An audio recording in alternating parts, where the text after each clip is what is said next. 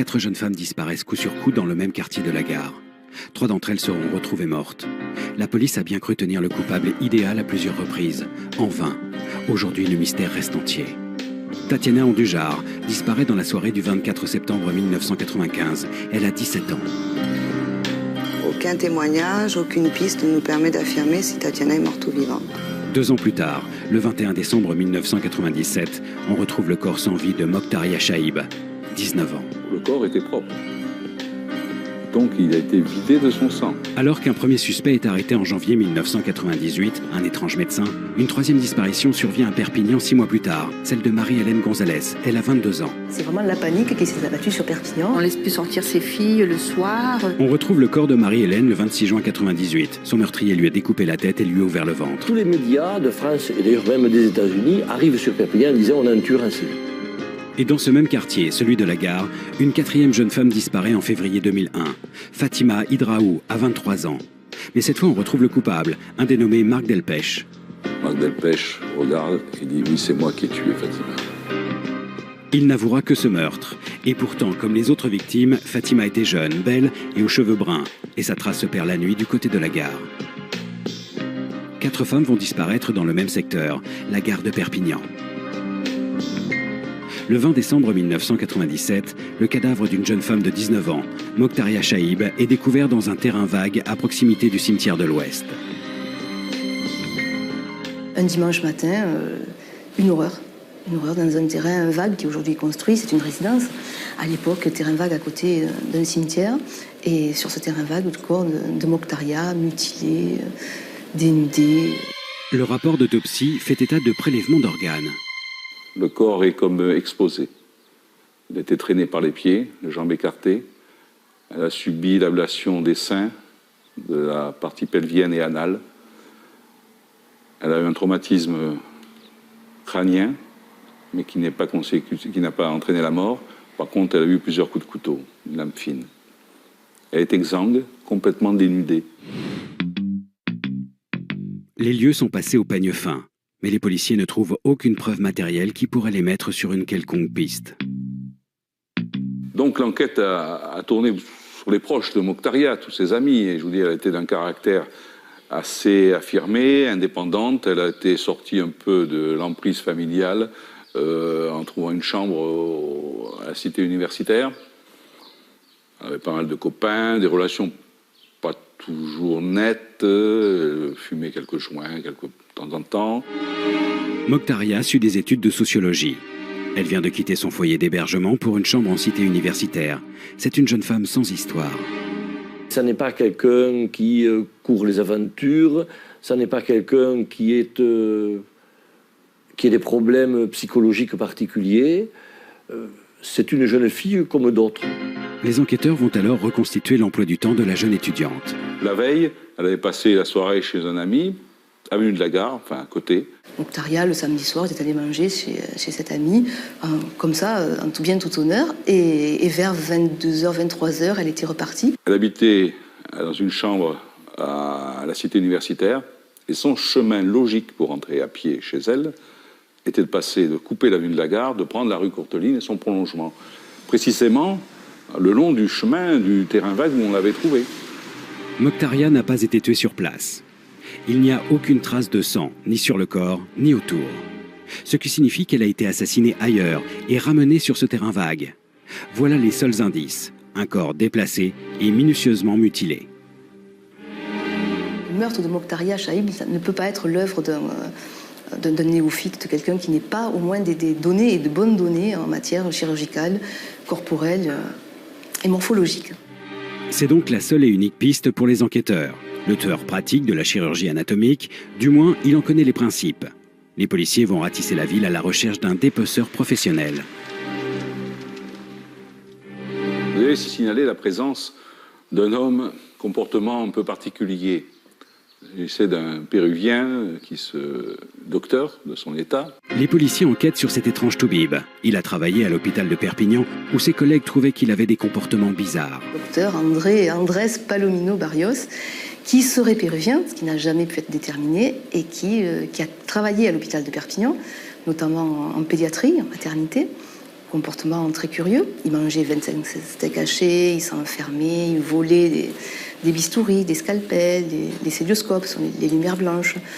Bon, quelqu'un d'un peu particulier qui avait été viré, qui avait été licencié de l'hôpital. Effectivement, il avait un comportement vraiment particulier. D'abord, il mentait sur son emploi du temps. Ensuite, il avait un fourgon qu'il avait nettoyé peu de temps après les faits, d'après les voisins. On s'est aperçu qu'en fait, il n'était pas du tout médecin, mais qu'il avait pourtant exercé dans des hôpitaux en France, avec de faux diplômes de médecine de son pays. Les policiers sont sûrs de leur coup. Andrés Palomino Barrios est l'assassin de la jeune Moctaria. Le 24 janvier 1998, Andrés Palomino Barrios, 49 ans, est mis en examen et écroué pour assassinat, torture et actes de barbarie. Ils n'ont aucune preuve, mais il faut dire qu'il a le profil du suspect.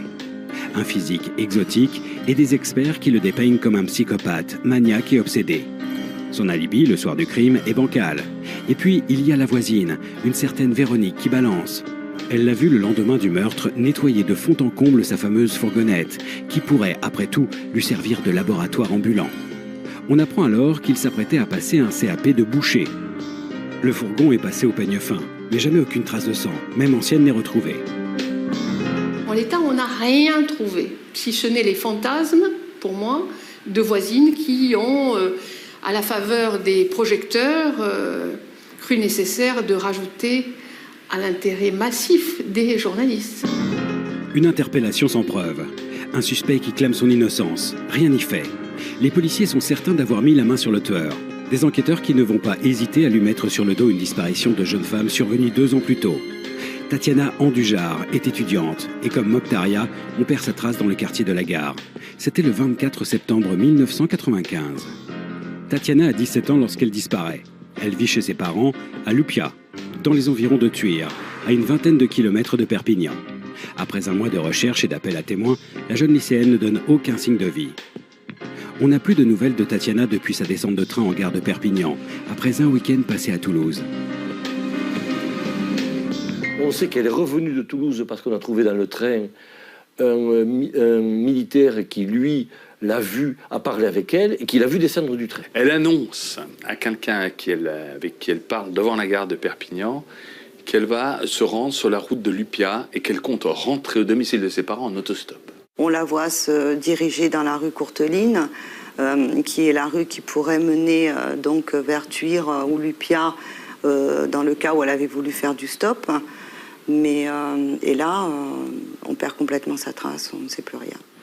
Tatiana a l'habitude de faire du stop à ce carrefour, devant le café Filière, à l'angle de l'avenue de la Gare et de la route de Tuir. Le quartier est toujours plus ou moins animé, même un dimanche soir à l'heure des retours de week-end en famille. Si un automobiliste l'avait enlevé de force, un témoin l'aurait certainement signalé. Une fugue alors? La thèse est vite abandonnée. J'ai jamais cru que Tatiana aurait pu fuguer parce que Tatiana a un caractère franc. Et elle a un tempérament très fort. Et je pense que si ma fille avait voulu fuguer, d'abord elle m'aurait téléphoné, elle m'aurait dit « je rentre pas ». Cependant, Tatiana a menti à sa mère sur ce fameux week-end à Toulouse.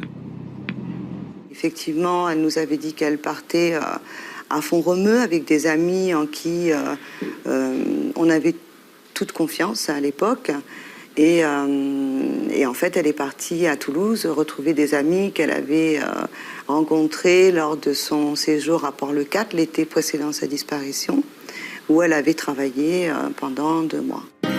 Avait-elle des choses à cacher à ses parents? Et qui étaient ces nouveaux amis qu'elle fréquentait depuis peu? Tatiana a travaillé tout l'été dans plusieurs bars de la côte, à Port-le-Cat notamment. À son retour de Toulouse, Tatiana avait-elle réellement l'intention de faire du stop pour rentrer chez ses parents à Lupia? Ou bien avait-elle rendez-vous avec une connaissance? Quelqu'un lui a-t-il tendu un piège? Mais tout ça va, effectivement, finalement ne va jamais être examiné par l'administration, car à partir de 98, grosso modo, la piste du tueur en série va s'imposer. Pourtant, les enquêteurs n'auront pas vraiment le temps d'étayer leur thèse du latino serial killer. Le 26 juin 1998, 6 mois après le meurtre effroyable de Mokhtaria Chaïb, on retrouve dans un tas de détritus, à proximité du péage sud de Perpignan, le corps mutilé d'une jeune femme. Le cadavre est dissimulé sous un vieux tapis, en bordure d'un chemin.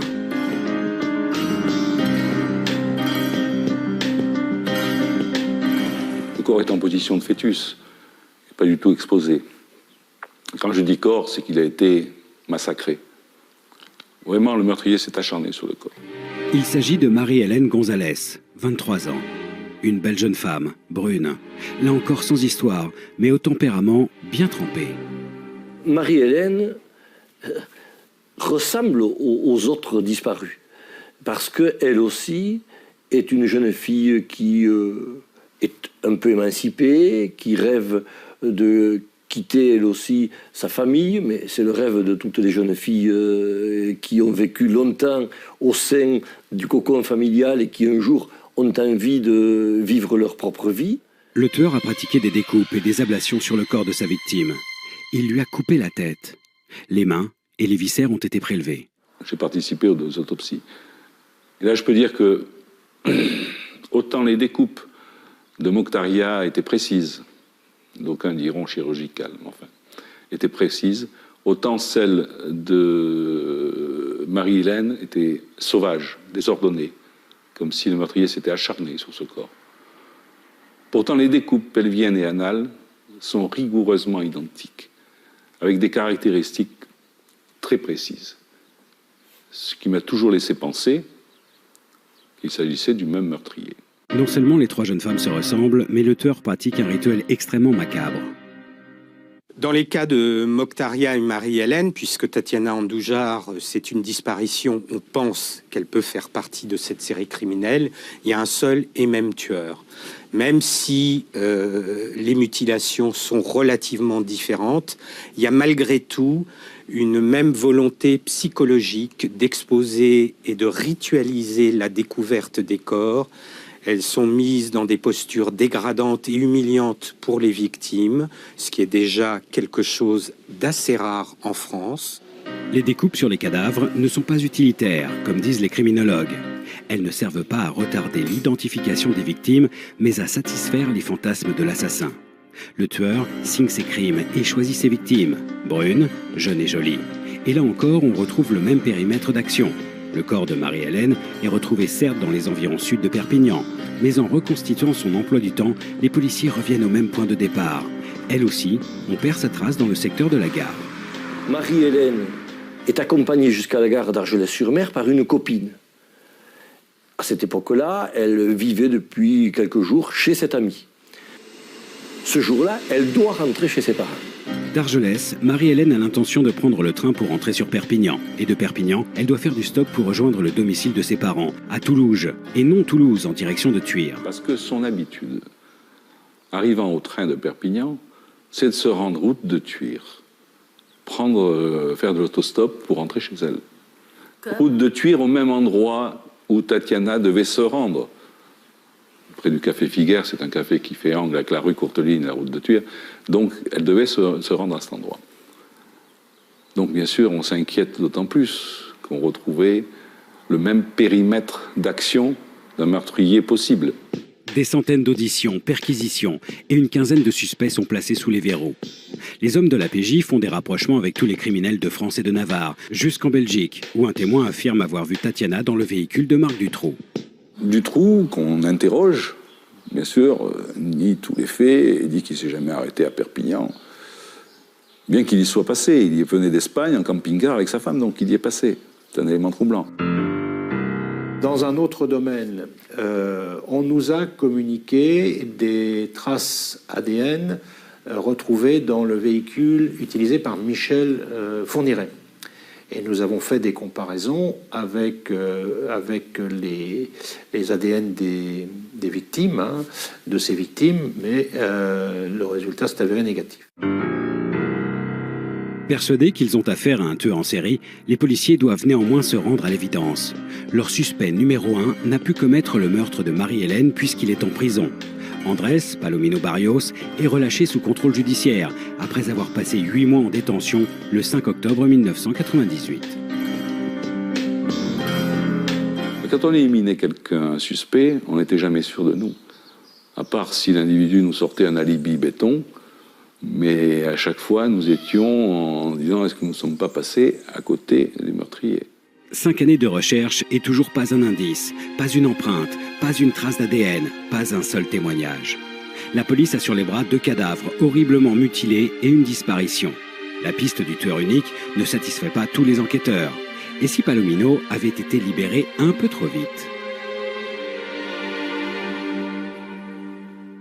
Immédiatement, dès qu'on découvre le corps de Marie-Hélène, on le libère. Et là aussi, on est allé aussi vite pour mettre en examen Palomino Barrios que pour le libérer, avec peut-être des raisonnements qui étaient trop simples, j'allais dire simplistes. C'est-à-dire qu'on se dit que du moment qu'il n'a pas tué Marie-Hélène, il n'a pas tué non plus Mokhtaria. Alors qu'on peut avoir aussi 2 criminels différents, ou même quelqu'un qui va s'inspirer de lui, ou quelqu'un qui va être son complice pour le faire sortir. Car le mode opératoire des crimes ne semble pas tout à fait identique. Mokhtaria a subi des ablations très précises, chirurgicales, affirment les légistes. Tandis que les mutilations pratiquées sur le corps de Marie-Hélène sont beaucoup plus grossières, plus sauvages pourrait-on dire. Un complice qui aurait commis un second crime pour faire innocenter Palomino? Cette piste va mener les enquêteurs jusqu'à Lyon, où au printemps 2000, on retrouve un cadavre mutilé dans une poubelle. Le tueur est Esteban Reg, un Espagnol sans domicile fixe qui, selon les rapports d'enquête, se trouvait à Perpignan 2 jours avant l'assassinat de Mokhtaria. En retraçant son parcours, les policiers vont découvrir que partout où il passe en Espagne, puis en Suisse, il laisse un cadavre découpé. Mais il se suicide dans sa cellule à Lyon en septembre 2002. Lui, il avait été arrêté parce qu'il avait tué son voisin et il l'avait coupé en petits morceaux. Donc on avait aussi pensé, et il se trouve qu'il était venu dans le département et qu'il se disait intéressé par les gares. C'est une des thèses policières toujours d'actualité d'ailleurs. Esteban l'Espagnol fréquentait les mêmes lieux que Palomino le Péruvien. Ils auraient pu commettre le premier meurtre ensemble, et le second, commis par Esteban, aurait servi à innocenter et faire sortir son comparse péruvien de derrière les barreaux. Un véritable scénario pour Hollywood, mais certainement pas notre affaire de Perpignan selon ce criminologue. Ce n'est pas imaginable parce que, par exemple, la découpe de l'anus des victimes est une signature en quelque sorte suffisamment rare que l'on ne retrouve dans aucun autre cas de meurtre en France depuis des décennies. Une disparition, 2 meurtres. Tandis que la psychose s'installe à Perpignan, l'affaire prend la tournure d'un jeu de pistes macabres. Fin 98, on retrouve les restes de Marie-Hélène dans un talus, à une vingtaine de kilomètres de la ville, sur la route d'Espagne. Souvenez-vous, lorsqu'on a découvert son corps 6 mois plus tôt, il lui manquait la tête et les mains. Sur la petite route départementale, un feu a pris, les pompiers arrivent, interviennent très vite pour éteindre le feu, et en éteignant le feu, ils trouvent dans le fossé la tête emballée dans une poche poubelle, sa poubelle, la tête et les mains. Donc voilà, ils amènent ça expertisé laboratoire police-scientifique, et il s'agit effectivement des mains et de la tête de Marie-Hélène. Et là, le mystère restera entier parce que comment c'est arrivé ici, c'est arrivé sur ce secteur de la route d'Espagne. C'est gros mystère là aussi. Décidément, Perpignan ne connaît aucun répit. 3 ans plus tard, en 2001, dans la soirée du 9 février, les parents de Fatima Hidraou signalent à la police la disparition de leur fille. Là, vous imaginez le branle-bas de combat. Parce que cette jeune fille travaille dans un magasin à Darty, d'Espagne à Perpignan. Et normalement, elle rentre chez elle après son travail, 7h du soir. Elle rentre chez elle à pied. Le domicile de ses parents n'est pas loin de la route de Tuire. Elle emprunte le même chemin que les autres jeunes filles, fatalement. Donc, quand on nous signale sa disparition, on comprend qu'il y a encore quelque chose qui s'est passé. Unité de temps, de lieu et d'action. Il n'y a plus de doute. Le tueur en série a encore frappé. À la PJ, les enquêteurs sont sous pression. Vont-ils retrouver la jeune femme avant qu'il ne soit trop tard? Ça a été énorme. On a fait des barrages sur les routes pour retrouver les gens qui passaient à la même heure, au même endroit, pour essayer de voir s'ils n'avaient pas remarqué quelque chose, rechercher un témoignage. Ce qui nous a trouvé, c'est ça qu'on n'avait aucun témoignage, rien de ce qui avait pu arriver, comme une disparition aussi. Chauffeurs et usagers de bus, riverains et collègues. Le quartier est ratissé, les enquêteurs interrogent tout le monde. Mais comme pour les faits précédents, personne n'a rien observé d'anormal ce soir-là sur le fameux boulevard. Ces jeunes filles enlevées avec violence, on aurait dû avoir un témoin. C'est un lieu de passage. Donc ça, on s'est toujours posé des questions. Comment avait-elle pu être enlevée avec violence? Donc il fallut qu'elle monte volontairement dans le véhicule de quelqu'un, qu'elle soit abordée par quelqu'un ou qu'elle le connaisse. L'entourage de Fatima est passé au crible. Ses relevés téléphoniques sont épluchés, ainsi que son courrier électronique. Fatima est une jeune femme, donc maghrébine, dont les parents ne comprennent peut-être pas, eux aussi, son désir d'émancipation, mais qui n'est pas en bagarre avec ses parents. C'est une jeune femme qui est étudiante, qui en plus travaille dans un grand magasin pour pouvoir se payer ses études, qui est domiciliée chez ses parents, qui donc y rentre tous les jours, et qui, elle aussi, n'est pas une jeune fille qui court les aventures ou qui aurait une vie dissolue. Tout de suite, les policiers se sont inquiétés. Là, ils n'ont pas attendu de savoir si c'était une fugue ou pas. Ça a été le grand dispositif qui a été mis en place tout de suite autour de la gare. Et angoisse dans la population. Jusqu'à ce 21 février, Fatima a disparu depuis 13 jours et on a enfin un début de piste. 2 jeunes qui habitaient le même endroit que Fatima, la cité ensoleillée, qui étaient plutôt par là, à se balader, à pas faire grand-chose. Un des 2 voit un papier qui vole. Il y a de la tramontane à Perpignan, il y a souvent des papiers qui volent. Il a la curiosité d'aller ramasser ce papier. Et ce papier, qu'est-ce que c'est? C'est une fiche de paye de Fatima, sa dernière fiche de paye. Le bulletin de salaire pour le mois de janvier de Fatima Hydraou est retrouvé sur le parking d'un magasin de soldes en gros, avenue Victor Talbiez, à mi-chemin entre son lieu de travail et son domicile. C'est alors que le patron de ce commerce se souvient d'une scène, le vendredi précédent, c'est-à-dire le 9 février vers 19h15, l'heure justement où l'on perd la trace de Fatima. En quittant son travail, il entend un cri de femme provenant d'une voiture garée, feu éteint. Une portière s'ouvre, une jambe de femme sort, puis redisparaît derrière la portière qui se referme. Le témoin a noté le numéro de la plaque. La voiture est identifiée dès le lendemain. Elle est utilisée par Marc Delpech, un gérant de bar en centre-ville. Son nom figure dans le fichier des enquêteurs, plus exactement dans les emails de Fatima.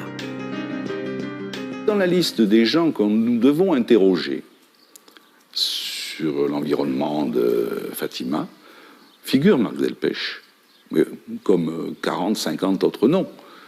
Il figure parce qu'il tient ce bar de jeunes, qu'elle y a déjà été, elle ne fréquentait peut-être pas assidûment, mais elle a déjà été, et puis lui envoyer des mails sur Internet, genre mais anodins, genre des blagues qu'on fait circuler.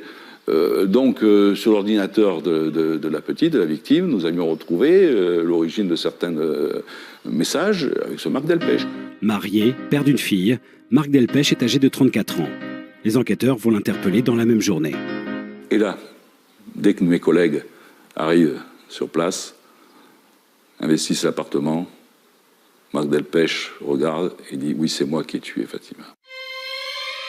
Il va raconter une histoire vraisemblable, d'un amour impossible, avec une jeune femme qui ce soir-là se refuse à lui et qui va le menacer de dénoncer ses agissements à sa femme. Donc il expliquait ça, il avait pété les plombs, il lui a donné un coup et s'est rendu compte qu'elle était morte, après avoir abusé d'elle, dans la voiture, sur ce parking. À Perpignan, la disparition d'une jeune étudiante il y a 15 jours semble élucidée puisqu'un homme a avoué le meurtre de Fatima Hydraou.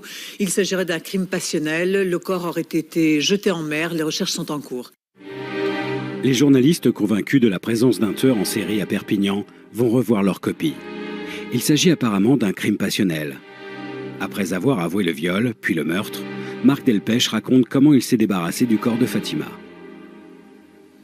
Il dit avoir transporté le corps jusque devant chez lui, l'avoir déshabillé, avoir pris sa tenue de plongée, être allé sur la côte rocheuse, être allé dans l'eau avec le corps, s'être éloigné, tout ça dans la nuit, s'être éloigné de la rive pour abandonner le corps. Et être revenu pour retourner au bar qu'il tenait avec son frère. Et pourtant, il y avait quelque chose qui clochait. Ses vêtements de plongée n'étaient pas encore humides, il y a longtemps qu'il n'est pas servi. Ces palmes qu'il disait avoir utilisées, ces palmes étaient couvertes de poussière, donc il mentait. Des recherches sont malgré tout effectuées au large du Cap Béar pour tenter de retrouver le corps de Fatima Edraou, en vain. Une reconstitution est même prévue sur place le 13 mars. Mais voilà, ce même jour, le cadavre de Fatima est découvert en bordure de l'étang du Canet, à 40 km du Cap Béar, par un promeneur. Marc Delpech est bien obligé d'admettre qu'il a menti. Après avoir violé et étranglé Fatima sur un parking, Marc Delpech a ramené le corps chez lui, l'a mis dans un sac poubelle avant de le charger dans son coffre. Il est allé ensuite l'enterrer au Canet, dans le sable au bord de l'étang. Le corps n'a pas subi de traitement particulier cette fois-ci, mais la victime est dénudée. On ne retrouvera ni ses vêtements, ni ses bijoux, comme pour Mokhtaria et Marie-Hélène. D'où l'idée d'un sanctuaire évoqué dans l'enquête.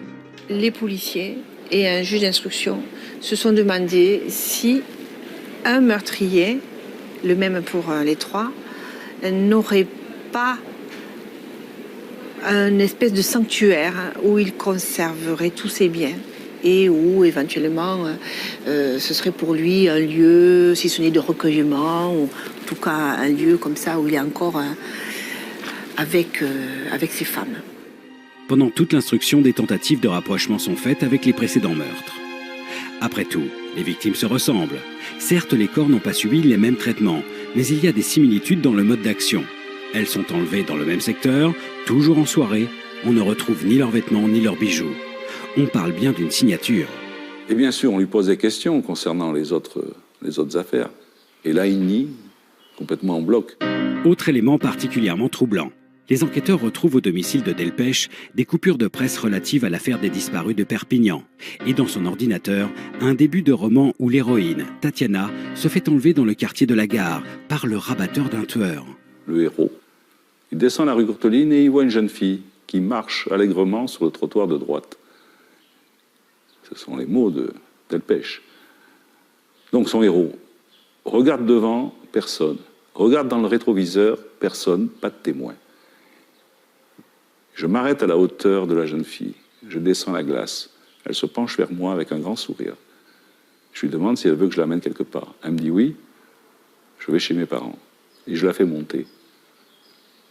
Et je continue pour prendre la route de Thuir à droite. Le chapitre s'arrête là. J'ai le sentiment, personnel, que si Tatiana a été tuée, c'est de cette façon que ça s'est passé. Delpech ne veut pas qu'on lui mette d'autres cadavres sur les bras. Mais désormais, les policiers ont des doutes. Certes, Delpech reconnaît tout de suite le crime de Fatima. Mais pourquoi ment-il sur la façon dont il s'est débarrassé du corps ? Il n'a jamais été capable de donner une explication. En tout cas, c'est pas capable. Je pense qu'il ne veut pas donner d'explication. Il revient notamment sur le viol qu'il va nier désormais, car il apprend pendant l'instruction que les légistes n'ont pu confirmer si la victime avait été violée ou non. Il a, lorsque le corps est découvert, avoué un viol qu'il niera ensuite lorsqu'il s'apercevra qu'il est impossible de faire des prélèvements d'ADN sur Fatima parce que le corps avait trop longtemps séjourné dans l'eau. Marc Delpech ne cesse de varier dans ses déclarations. Avait-il rencontré Fatima de façon fortuite ou l'avait-il pisté ce soir-là ? L'enquête n'a pu déterminer non plus pourquoi Marc Delpech a pris soin de déshabiller sa victime avant de l'enterrer et de lui retirer ses bijoux. En tout cas, ce n'est pas compatible avec le crime passionnel. La version du crime passionnel, elle est complètement fausse. Parce que moi, ma sœur, je la connais comme ma poche. On se disait tout, elle me disait tout, je lui disais tout. Et Marc, je n'en ai jamais entendu parler. Delpech n'a pas cédé à un coup de sang. C'est pas un meurtre passionnel. Ça, je le crois. Même si les jurés n'ont pas retenu la préméditation.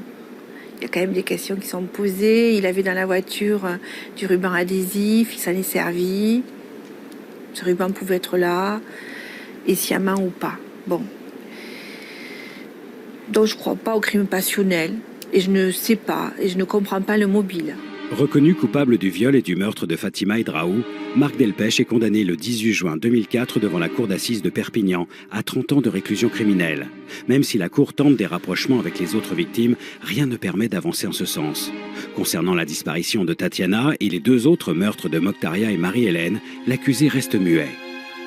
Il joue le gros niais, alors qu'en fait, on sent qu'il est nettement plus réfléchi. Je me souviens des témoignages des beaux-parents le gendre idéal de sa femme, un mari fusionnel, et qui le présente comme un papa gaga de sa petite fille de 9 ans. Bref, c'est l'homme presque parfait. Son quotient intellectuel, a dit les psychiatres, et lui aurait permis de remporter haut la main tous les concours des grandes écoles. Et seulement 6% des hommes de son âge présentent un quotient égal. Ce qui veut dire que Marc Delpech n'est pas à sa place là où il est.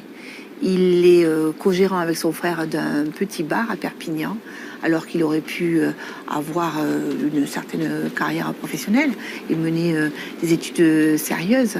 Il va quand même dire au psychiatre qu'il se demande s'il n'a pas commis d'autres meurtres. Donc voilà quelqu'un qui ne sait pas ou n'affirme pas qu'il n'a pas commis d'autres meurtres, et qui d'ailleurs, quand il écrit à sa femme un peu plus tard, lui dit finalement j'ai peur de ce qu'il y a en moi, j'ai peur de commettre d'autres crimes. C'est inquiétant. D'autant plus inquiétant que dans sa première version des faits, Marc Delpech donne beaucoup de détails. Trop de détails peut-être sur la façon dont il remet le corps de Fatima à la mer. Ses explications ont été précises, convaincantes. Je dirais même, on aurait dit qu'il avait déjà fait. Et là, je pense à Tatiana. Si c'est la conviction d'un policier qui a suivi l'enquête de A à Z, ça ne sera pas celle du jury.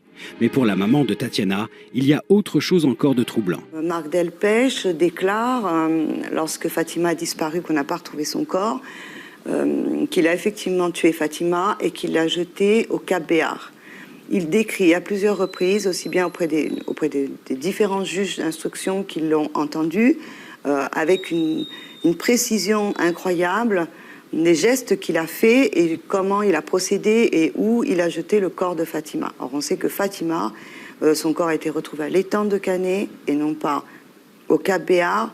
Et donc là, je me dis aussi, est-ce que ce qu'il raconte ne pourrait pas être quelque chose qu'il a déjà vécu? Est-ce que ça ne pourrait pas être ma fille qu'il a jetée au Cap Béar? Ni l'enquête, ni le procès n'ont permis de répondre à ces questions. Aucun élément tangible n'a permis de rapprocher les autres dossiers avec le meurtrier de Fatima. L'affaire connaît un nouveau rebondissement le 9 mars 2006 avec la découverte d'un crâne dépecé. Le crâne d'une jeune femme entre 15 et 20 ans dont la mort remonte à une dizaine d'années, les années de la série noire. C'est une patrouille de police aux frontières de Perpignan qui a fait la macabre découverte. Le crâne gisait ici, au pied d'une fontaine, sur la commune du Boulou, à 17 km de Perpignan. Les expertises médico-légales n'ont pour l'heure rien donné. On ne peut pas savoir si c'est celui de Tatiana ou pas parce que, malheureusement, les expertises n'ont pas pu dégager suffisamment d'ADN pour pouvoir l'analyser. On n'a toujours pas retrouvé les bijoux des victimes, ni aucun de leurs effets personnels. Va-t-on découvrir un jour ce fameux sanctuaire dont parlent les enquêteurs? Et puis les prélèvements placés sous scellé n'ont peut-être pas tous parlé. D'autant qu'on a retrouvé en 1998 un prélèvement qui avait été égaré. Il s'agissait de sperme retrouvé dans la bouche de Mokhtaria. La justice espère obtenir de nouveaux indices. Ces résultats d'ADN tant attendus pourraient révéler le nom de l'assassin de Mokhtaria ou celui d'un complice. Car dans cette affaire, toutes les hypothèses ont été évoquées, même celle d'un tueur sous l'influence posthume de Dali. Outre son tableau sur la fameuse gare de Perpignan, le centre du monde selon lui, deux de ces tableaux, le miel est plus doux que le sang et le spectre du sex-appeal montre une femme sans tête et sans main. Or, Marie-Hélène Gonzalez a eu la tête et les mains découpées. On n'a pas, force mais de le dire, beaucoup d'éléments qui permettent de l'étayer. Mais ça rejoint ce que je vous disais précédemment, il ne faut exclure aucune hypothèse. Le mystère va-t-il demeurer entier à Perpignan? Tout aussi mystérieux, ce courrier que nous avons reçu par mail. Avez-vous, vous aussi, le nom du tueur de Marie-Hélène Gonzalez? Un nom que nous avons transmis aux enquêteurs. La juge d'instruction a ordonné une commission rogatoire. Affaire à suivre. En tout cas, toutes les recherches d'ADN, et elles ont été nombreuses, se sont avérées vaines. L'affaire des disparus de Perpignan va devenir un cold case, qui un jour, espérons-le, sera résolu.